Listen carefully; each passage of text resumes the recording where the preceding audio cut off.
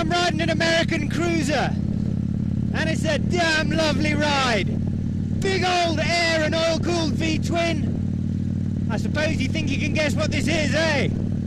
And I wouldn't blame you, but you're wrong. This ain't no Harley Davidson. This is a Victory. Victory Motorcycles, in comparison with Harley Davidson, is a young, upstart company with no real history to speak of. But Victory sees this as an advantage rather than a hindrance. Without the burden of a glorious history and the heavy expectations of a huge base of existing customers who know what they like, Victory has been free to design what it thinks an American cruiser should be in the 21st century. In terms of looks, that might not have resulted in any radical changes, but it's a different story from the saddle, where it's immediately obvious that this, in cruiser terms at least, is a performance motorcycle. You won't be doing any track days on a cruiser, but that doesn't mean that you can't enjoy the corners or the straight bits between them on your favourite stretch of road. There's a respectable amount of ground clearance, and though the Vegas is long and low and the suspension soft and comfortable, this is a cruiser that isn't afraid of some hard cornering. But, by the same token, it's quite happy to chug along at slower cruising speeds in a higher gear. The Overdrive 6th is perfect for this sort of thing. With a lengthy wheelbase, it takes some experience to hustle it through congested traffic, but it also means it has the straight-line stability of a train. Just what you need for really relaxing cruising.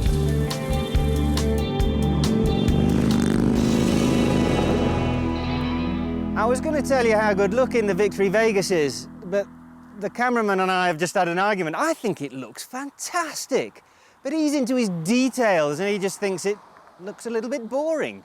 So I tell you what, we'll forget the looks. You can make your own mind up about that. Let's move on to the performance. I don't normally mention advertising lines, but Victory say that if you ride one, you'll buy one. And I have to say, that's not a bad line. I think what Victory mean by that is if you ride one, you're probably going to be so pleasantly surprised by its performance that you'll immediately empty your bank account and put one in your garage. A bit of wishful thinking perhaps, but there's more than an element of truth to the statement. The 106 cubic inch or 1731cc V-twin air-cooled engine is the Victory Vegas's main drawcard. It punts out just shy of 100 horses and just over 150 Newton-meters of torque. This is a Vegas 8-ball, and like all of Victory's 8-ball models, it has been heavily blacked out to give it that mean and moody appearance. We think it works, and the lack of blingy chrome sets it apart from the crowd. There's a belt final drive for easy maintenance and a clean back wheel, a set of slash-cut exhaust that look sharp and sound superb, and there's a pair of striking Stingray rims that give a very modern feel. Braking gets taken care of by single discs front and rear. Both of them are sizable 300mm, and so braking is good, though like all cruisers, you do need to use both front and rear to stop in any kind of a hurry. The seat is a super low 640mm, and there's a pillion perch available as an option. We like the light treatment too, flush to the rear fender, and up front there's a stylish, slightly hooded single headlight. The suspension is admittedly quite basic, but it does work well enough. And the same can be said of the switchgear, which is simple, but of good quality, as is the single instrument pod. Overall then, a good-looking if minimalist design that gives the impression of a low-slung muscle bike. And for once, this is a cruiser with a bite to match its ferocious-sounding bark.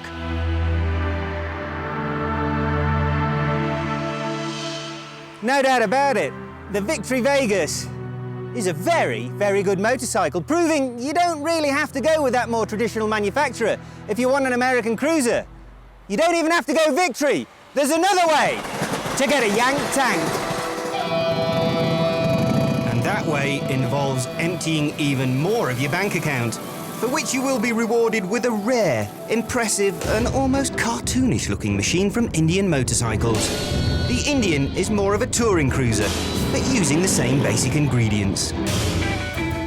The idea is the same as the Vegas. Air-cooled, big V-twin American cruiser. But this is a different beast entirely. What a fantastic machine. Rough and gravelly. It's a proper man's bike. The riding position is fantastically comfortable.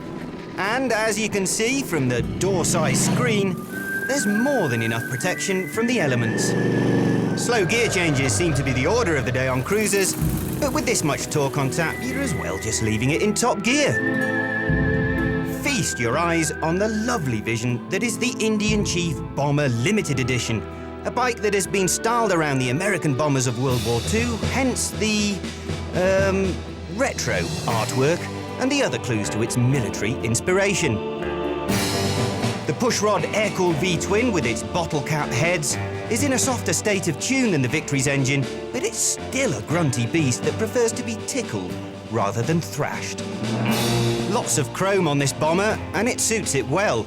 A traditional heel and toe gear change and wide footboards for a comfortable foot position. Belt final drive, lovely spoke wheels, low-slung exhausts, twin discs up front and Brembo calipers for excellent braking. The leatherwork for seat and saddlebags is gorgeous and styled with the same sort of leather used for World War II aircrew jackets.